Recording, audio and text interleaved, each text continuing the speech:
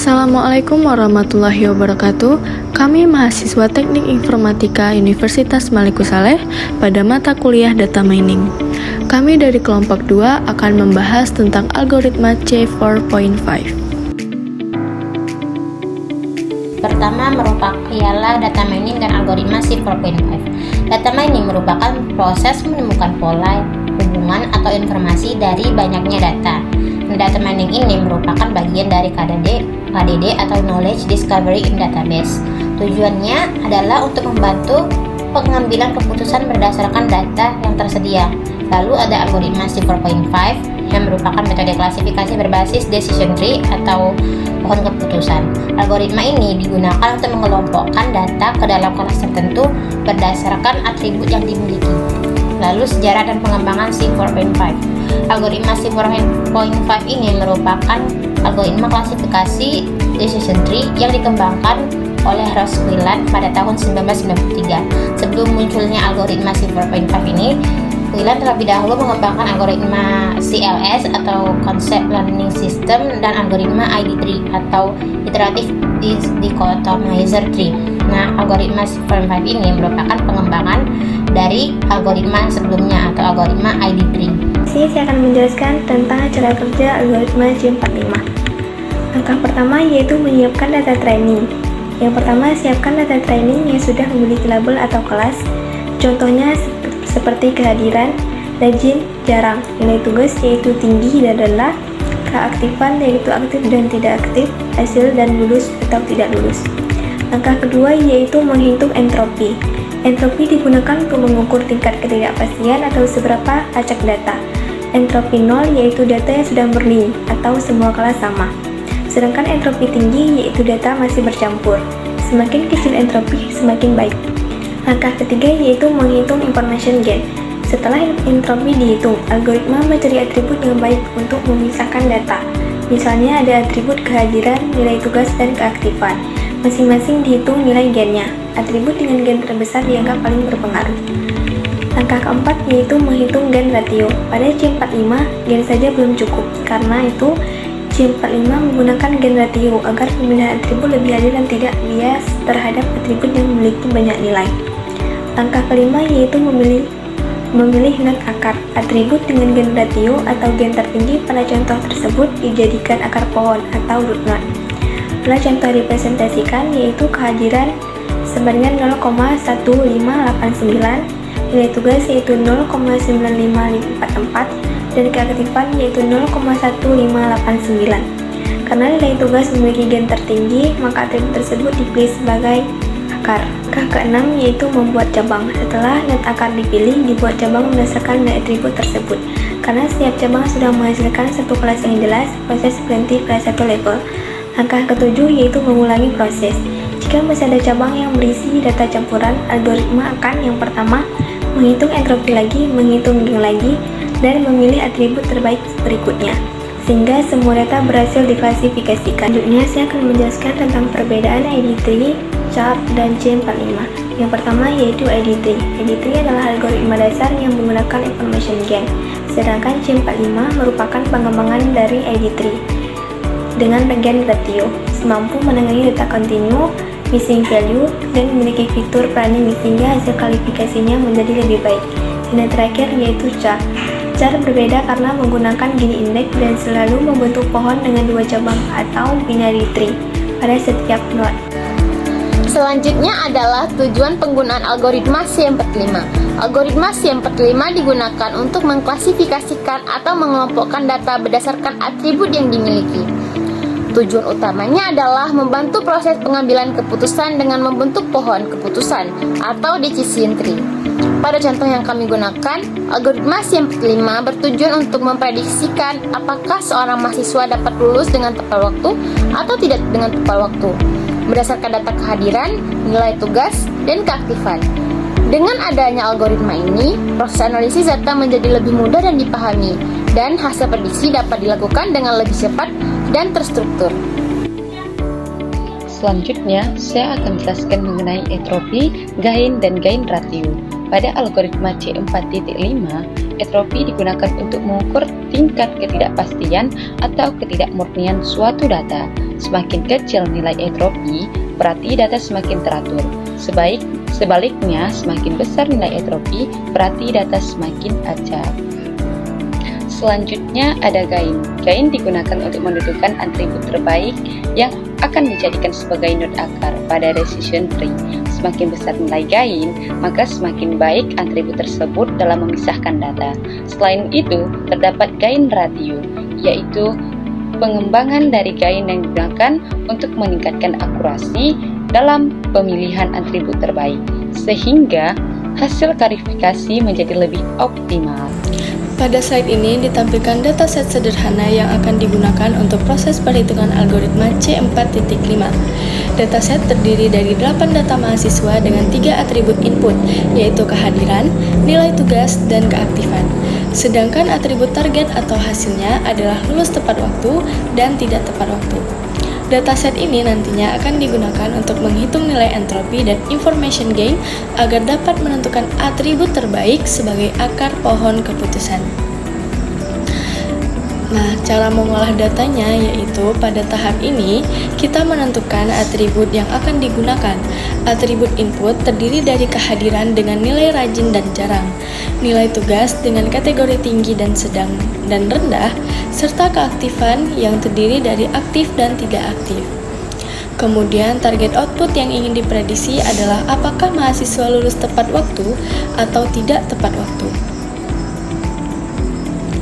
Sebagai contoh, data mahasiswa yang akan diuji memiliki kehadiran rajin, nilai tugas tinggi, dan keaktifan aktif. Nantinya, data ini akan diproses menggunakan pohon keputusan untuk mengetahui hasil prediksinya. Nah, di slide selanjutnya menghitung entropi total. Langkah pertama pada algoritma C4.5 adalah menghitung entropi total atau entropi pada node akar. Dari total 8 data, terdapat 5 data lulus tepat waktu dan 3 data tidak tepat waktu. Kemudian kita mencari probabilitas masing-masing kelas, yaitu peluang lulus sebesar 5/8 atau 0,625, sedangkan peluang tidak lulus tepat waktu sebesar 3/8 atau 0,375. Nilai probabilitas tersebut kemudian dimasukkan ke dalam rumus entropi untuk mengukur tingkat ketidakpastian data. Nah, hasil perhitungan entropi selanjutnya dilakukan perhitungan menggunakan rumus entropi. Nilai algoritma dari masing-masing probabilitas dihitung terlebih dahulu kemudian dikalikan dengan probabilitasnya sesuai rumus. Hasil akhirnya diperoleh nilai entropi sebesar 0,9544. Nilai ini menunjukkan bahwa data pada node awal masih memiliki tingkat ketidakpastian yang cukup tinggi sehingga perlu dilakukan perhitungan information gain pada setiap atribut untuk menentukan atribut terbaik sebagai akar pohon keputusan. Selanjutnya, saya Nur Azhar Fagasha akan menjelaskan tentang perhitungan gain per atribut. Jadi, untuk cabang rajin memiliki 4 data, 3 tepat waktu dan 1 tidak tepat waktu. Untuk entropi rajinnya yaitu min 3/4 dikalikan log basis 2 dari 3/4 tambah min 1/4 dikalikan log basis 2 dari 1/4 sama dengan 0,811. Untuk entropi jarangnya memiliki 4 data, 2 tepat waktu dan 2 tidak tepat waktu. Karena jumlahnya seimbang, maka hasilnya pasti 50/50, nilainya pasti 1. Untuk entropi jarangnya min 2/4 dikalikan log basis 2 dari 2/4 ditambah min 2/4 dikalikan log basis 2 dari 2/4 sama dengan 1. Berikut ada perhitungan gain per atribut dari tinggi, sedang, dan rendah. Untuk tinggi, ini memiliki 3 lulus dan 0 tidak. Entropinya min 3/3 dikalikan log basis 2 dari 3/3 dikurang 0 sama dengan 0. Untuk entropi sedang itu ada 2 lulus dan 0 tidak. Jadi entropinya adalah min 2/2 dikalikan log 2 basis data dari 2/2 kurang 0 sama dengan 0. Untuk rendah 0 lulus dan 3 tidak lulus. Untuk entropi rendahnya min 3/3 dikalikan log basis 2 dari 3/3 dikurang 0 sama dengan 0. Berikut ada gen nilai tugas. Nah, untuk gen nilai tugas ini, jadi gen nilai tugas jumlahnya itu ada tinggi 3, sedang 2, dan rendah 3. Maka gennya 0,9544 kurang 3/8 kali 0 tambah 2/8 kali 0 tambah 3/8 dikali 0 sama dengan 0,9544 dikurang 0 sama dengan 0,9544. Baik, selanjutnya saya Naila Nafisa Zuhra akan memaparkan materi tentang perhitungan gen per atribut. Atribut keaktifan. Pada atribut keaktifan, data dibagi menjadi dua kategori aktif dan tidak aktif. Pada kategori aktif, data yang termasuk adalah data nomor 1, 2, 4, 7, dan 8. Dengan 4 berstatus lulus dan 1 tidak lulus.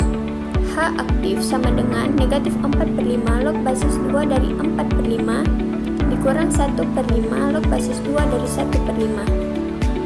4/5 dikonversi ke bentuk desimal menjadi 0,8. Dan nilai logaritma basis 2 dari 4/5 adalah negatif 0,3219. Selanjutnya, nilai 1/5 dikonversi ke bentuk desimal menjadi 0,2. Dan nilai logaritma basis 2 dari 1/5 adalah negatif 2,3219. Hasil dari perkalian pertama adalah 0,2575, sedangkan hasil dari perkalian kedua adalah 0,4644. Setelah kedua hasil tersebut dijumlahkan, diperoleh nilai entropi aktif sebesar 0,7219. Untuk kategori tidak aktif, data yang termasuk adalah data nomor 3, 5, dan 6 dengan 1 berstatus lulus dan 2 berstatus tidak lulus. H tidak aktif sama dengan negatif 1/3 log basis 2 dari 1/3 dikurangi 2/3 log basis 2 dari 2/3. 1/3 dikonversi ke bentuk desimal menjadi 0,3333 dan nilai logaritma basis 2 dari 1/3 adalah negatif 1,5850. Selanjutnya, nilai 2/3 dikonversikan ke bentuk desimal menjadi 0,6667 dan nilai logaritma basis 2 dari 2/3 adalah negatif 0,5850. Hasil dari perkalian pertama adalah 0,5283 dan hasil dari perkalian kedua adalah 0,3900. Setelah kedua hasil tersebut dijumlahkan, diperoleh nilai entropi tidak aktif sebesar 0,9183. Selanjutnya, menghitung nilai gen keaktifan. Gen S keaktifan sama dengan 0,9544 dikurang 5/8 dikali 0,7219 ditambah 3/8 dikali 0,9180. 0,9544 adalah nilai entropi data awal. 5/8, 5 total data lulus dan 8 total data. 0,7219 adalah entropi aktif. 3/8, 3 total data tidak lulus dan 8 total data. 0,9180 adalah nilai entropi tidak aktif. Hasil perhitungan di dalam kurung adalah 0,7955. Kemudian nilai tersebut dikurangkan dari entropi data awal 0,9544 sehingga diperoleh gen atribut keaktifan sebesar 0,1589. Perkenalkan, nama saya Muhammad Ali Sunasution dengan NIM 230170119. Di sini saya akan melanjutkan presentasi dari rekan saya. Nah, setelah kita membahas dasar-dasar algoritma C4.5, sekarang kita akan masuk ke inti dari proses pemilihan keputusan, yaitu information gain. Secara sederhana, information gain adalah ukuran untuk mengetahui seberapa efektif sebuah atribut dalam memisahkan data ke dalam kelas target. Semakin tinggi nilai gainnya, maka semakin baik atribut tersebut menjadi pembagi data. Dalam pohon keputusan, information gain membantu algoritma menentukan atribut mana yang akan diletakkan di posisi paling atas atau yang kita sebut sebagai node akar. Pada rumusnya, gain untuk atribut A terhadap dataset S dihitung dengan mengambil nilai entropi total dikurangi dengan rata-rata tertimbang dari entropi atribut setelah data dipisah. Simbol S mewakili data kita. A adalah atribut yang diuji dan V adalah nilai-nilai spesifik di dalam atribut tersebut. Untuk menghitung selisih ketidakpastian sebelum dan sesudah data dipecah, langkahnya ada 3. Pertama, hitung entropi awal. Kedua, hitung entropi untuk tiap cabang atribut. Ketiga, kurangi keduanya untuk mendapatkan nilai gain. Pada dataset mahasiswa kita memiliki 8 data dengan atribut kehadiran, nilai tugas, dan keaktifan. Target kita adalah memprediksi kelulusan tepat waktu. Berdasarkan perhitungan, atribut nilai tugas memiliki gain tertinggi sebesar 0,9544. Ini jauh lebih besar dibanding atribut lainnya, sehingga nilai tugas terpilih sebagai node akar utama. Demikian penjelasan mengenai information gain. Selanjutnya akan dilanjutkan oleh rekan saya. Pada bagian selanjutnya saya akan menjelaskan tentang atribut keaktifan. Data dibagi menjadi 2 kelompok, yaitu aktif dan juga tidak aktif. Untuk kelompok aktif terdapat 5 data, yaitu data nomor 1, 2, 4, 7, dan 8. Dari 5 data tersebut, 4 data berstatus lulus dan 1 data berstatus tidak lulus. Selanjutnya dihitung nilai entropi aktif menggunakan rumus H aktif sama dengan min 4/5 dikali log 2 4/5 dikurang 1/5 dikali log 2 1/5. 1/5.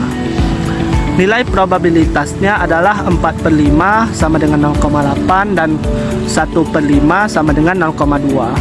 Kemudian nilai algoritmanya disubstitusikan sehingga menjadi min 0,8000 dikali min 0,3219 dikurang 0,2000 dikali min 2,3219. Hasil perhitungan diperoleh 0,2575 ditambah 0,4644 sama dengan 0,7219. Jadi nilai entropi aktif adalah 0,7219. Selanjutnya saya akan menghitung entropi tidak aktif. Pada kelompok tidak aktif terdapat 3 data, yaitu data nomor 3, 5, dan 6. Dari 3 data tersebut, 1 data berstatus lulus dan 2 data berstatus tidak lulus. Perhitungan dilakukan menggunakan rumus H tidak aktif sama dengan min 1/3 dikali log 2 1/3 dikurang 2/3 dikali log 2 2/3.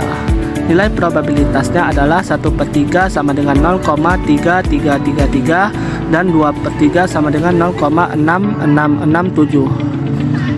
Kemudian dihitung menjadi min 0,3333 dikali dengan min 1,5850 dikurang dengan 0,6667 dikali dengan min 0,5850. Hasilnya adalah 0,5283 ditambah 0,3900 sama dengan 0,9183, sehingga diperoleh entropi aktifnya yaitu 0,7219 dan juga entropi tidak aktif 0,9183. Setelah memperoleh nilai entropi pada masing-masing kelompok, langkah berikutnya yaitu langkah terakhir adalah menghitung gen keaktifannya. Rumus yang digunakan adalah gen S keaktifan sama dengan entropi dikurang 5/8 dikali dengan 0,7219 ditambah 3/8 dikali 0,9180. Nilai entropi atau entropi keseluruhan datanya adalah 0,9544. Kemudian dihitung gen S keaktifan sama dengan 0,9544 dikurang dengan 0,7955, sehingga diperoleh hasil gen keaktifannya yaitu 0,1589. Artinya, atribut keaktifan memiliki nilai gen sebesar 0,1589. Nilai gen ini nantinya akan dibandingkan dengan atribut lainnya. Atribut yang memiliki nilai gen paling besar akan dipilih sebagai akar pada algoritma C4.5. Cara mengumpulkan data. Yang pertama, observasi pengamatan, yaitu mengamati secara langsung objek atau proses yang diteliti sehingga memperoleh data yang nyata. Yang kedua, wawancara, yaitu mengajukan pertanyaan kepada narasumber untuk mendapatkan informasi yang mendalam. Yang ketiga, kuesioner atau angket, yaitu menyebarkan daftar pertanyaan kepada responder agar data dapat dikumpulkan secara sistematis. Yang keempat, studi pustaka, mencari referensi dari buku, jurnal maupun penelitian terhadap sebagai landasan teori mendukung penelitian. Kelebihan algoritma C45. Yang pertama, mampu menangani data kontinu maupun diskrit, sehingga dapat digunakan pada berbagai jenis data. Yang kedua, mendukung missing values. Artinya, algoritma tetap dapat bekerja meski terdapat data yang kosong. Yang ketiga, menggunakan gauge reduce, sehingga pemilihan atribut lebih baik pada algoritma ID3 yang hanya menggunakan informasi guide.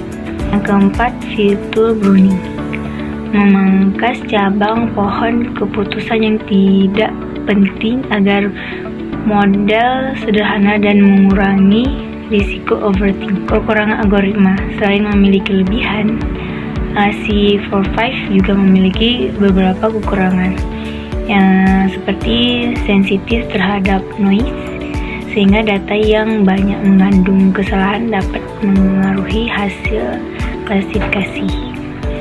Yang kedua, komputasi lebih berat, terutama jika jumlah data dan atribut sangat banyak. Yang ketiga, pohon keputusan dapat menjadi terlalu dalam, sehingga sulit dipahami jika datanya kompleks. Yang kelima, kurang optimal pada data yang tidak seimbang.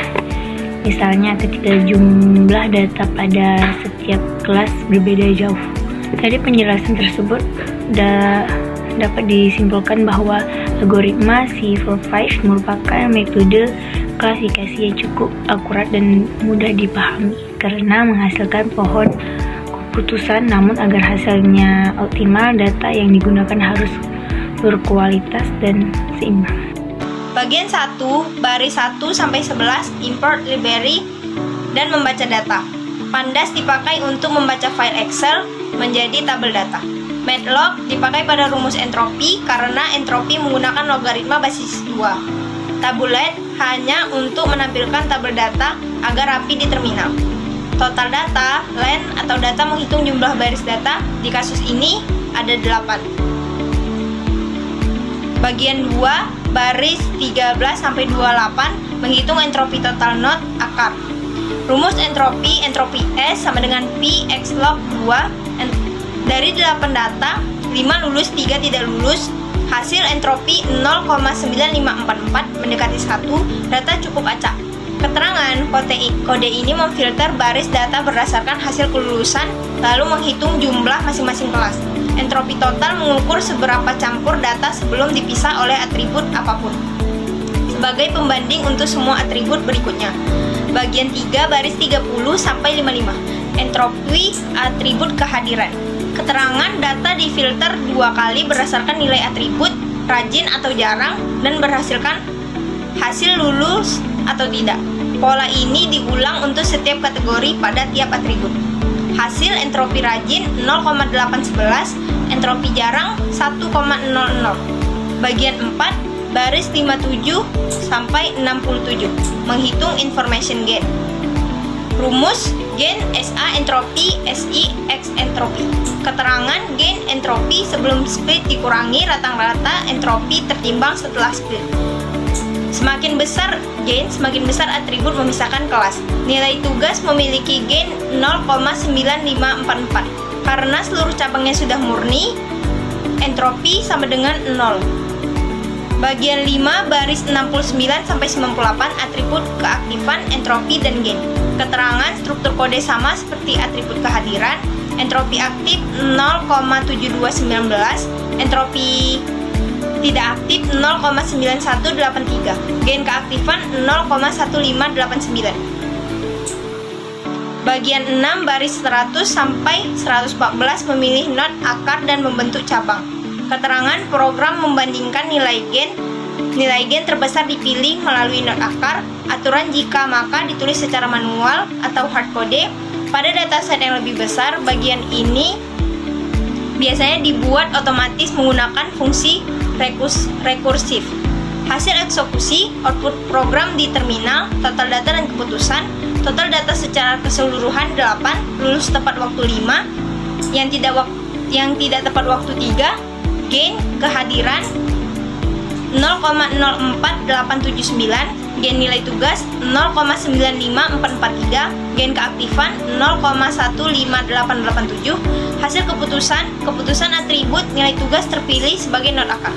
Penutup kesimpulan bagian kode program mengimplementasikan algoritma C45 secara manual langkah demi langkah, baca data, entropi total, entropi dan gain per atribut, pemilihan not akar, aturan keputusan. Setiap atribut dihitung dengan pola yang sama, filter data, hitung entropi, hitung gain. Rumus entropi dan gain diterjemahkan langsung ke Python menggunakan fungsi log2 dari modul math. Atribut nilai tugas menjadi not akar karena memiliki information gain tertinggi 0,9544 dan seluruh cabangnya sudah murni sehingga pohon keputusan cukup satu level saja. Berdasarkan hasil perhitungan pada Microsoft Excel, digunakan dataset yang terdiri dari 8 data mahasiswa dengan atribut kehadiran, nilai tugas, keaktifan, dan hasil kelulusan. Setelah dilakukan perhitungan entropi dan gain, diperoleh nilai gain kehadiran sebesar 0,0488, nilai tugas sebesar 0,9544, dan keaktifan sebesar 0,1589. Karena nilai tugas memiliki nilai gain tertinggi, maka atribut tersebut dipilih sebagai not akar pada decision tree. Hal ini menunjukkan bahwa nilai tugas merupakan atribut yang paling berpengaruh dalam menentukan apakah mahasiswa lulus tepat waktu atau tidak tepat waktu. Perkenalkan, nama saya Amanda dengan NIM 240170223. Di sini saya akan menjawab pertanyaan dari teman-teman sekalian. 1. Bukankah sesuatu yang dalam dan mendetail itu lebih bagus, tapi kenapa di materi disebut pohon keputusan yang terlalu dalam menjadi kekurangan? Pohon keputusan yang lebih dalam memang dapat menghasilkan aturan yang lebih detail. Namun, pada algoritma C4.5, pohon yang terlalu dalam dapat menjadi kekurangan karena membuat proses komputasi lebih berat dan beresiko mengalami overfitting, yaitu model terlalu menyesuaikan diri dengan data training sehingga kurang baik saat digunakan pada data baru. Next, ke pertanyaan nomor 2, mengapa atribut kehadiran dan keaktifan tidak digunakan pada pohon keputusan, padahal keduanya memiliki nilai gain? Jawabannya, pada algoritma C4.5, semua atribut memang dihitung nilai gainnya terlebih dahulu. Namun perhitungan pada dataset kami adalah gain kehadiran 0,0488, gain keaktifan 0,1589, gain nilai tugas 0,9544. Karena nilai tugas memiliki gain tertinggi, atribut tersebut dipilih sebagai not akar. Setelah data dibagi berdasarkan nilai tugas, semua cabang langsung menjadi murni, yaitu tinggi sama dengan lulus tepat waktu, sedang sama dengan lulus tepat waktu, rendah sama dengan tidak tepat waktu. Karena seluruh cabang sudah memiliki entropi sama dengan 0, proses pembentukan decision tree selesai sehingga atribut kehadiran dan keaktifan tidak perlu digunakan lagi sebagai percabangan berikut. Next ke pertanyaan nomor 3. Jika tugas tinggi, kehadiran rendah, bakal lulus atau tidak lulus? Jawabannya, berdasarkan decision tree yang dihasilkan pada PPT, mahasiswa tersebut akan diklasifikasikan lulus tepat waktu. Alasannya, atribut yang menjadi not akar adalah nilai tugas, bukan kehadiran. Pada dataset yang digunakan, seluruh data dengan nilai tugas tinggi termasuk ke dalam kategori lulus tepat waktu. Karena setelah atribut nilai tugas dipilih, seluruh cabang sudah murni. Algoritma tidak lagi menggunakan atribut kehadiran sebagai dasar pengambilan keputusan. Jadi, meskipun kehadirannya rendah, hasil klasifikasinya tetap lulus tepat waktu sesuai dengan pohon keputusan yang terbentuk. Baik, terima kasih kepada seluruh pemateri yang telah menyampaikan materinya dengan sangat baik dan jelas. Sebagai kesimpulan, algoritma C4.5 merupakan salah satu algoritma klasifikasi berbasis decision tree yang merupakan bentuk penyempurnaan dari algoritma ID3. Algoritma ini bekerja dengan menghitung nilai entropi, information gain, dan gain rasio untuk membentuk atribut terbaik dalam membentuk pohon keputusan. Algoritma C4.5 memiliki beberapa keunggulan seperti mampu menangani data yang bersifat kontinu maupun diskrit, mendukung missing values, serta memiliki fitur pruning yang membantu meningkatkan akurasi model. Pada studi kasus yang kami sajikan, atribut nilai tugas merupakan node akar, dipilih sebagai node akar karena memiliki nilai gain tertinggi sehingga mampu mengklasifikasikan data dengan sangat